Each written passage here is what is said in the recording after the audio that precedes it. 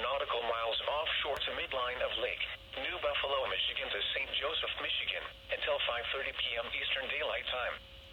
At 4:40 p.m. Eastern Daylight Time, a strong thunderstorm was located 14 nautical miles northwest of the St. Joseph Light, moving southeast at 30 knots.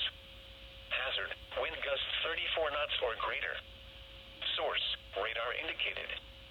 Impact, small craft could be damaged and briefly higher wind and suddenly higher waves.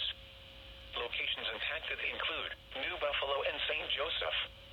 Move to safe harbor immediately as gusty wind and high waves are expected.